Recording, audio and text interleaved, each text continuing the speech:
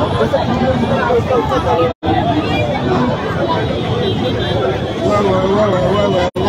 amis de Pesantamo, awa tozali sur le 24 novembre à Notre-Dame de Limola. Tozali maintenant ya mapapa mais tobaki Pesantamo côté ya mapapa ya bikwa kinasuka.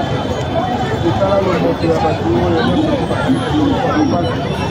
donc voilà quoi.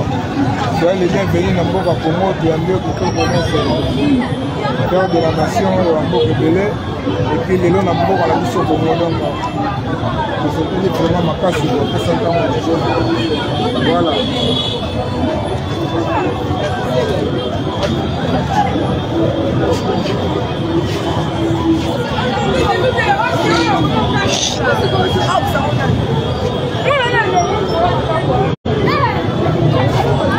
Au 24 novembre,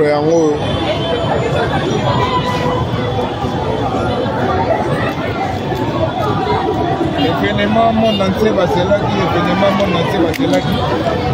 Ramon pape lelo na Congo. Et puis papa a évoqué la banne.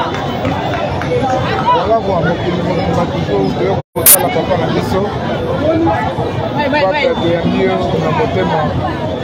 Ya ko Congo. Voilà. Il faut maintenant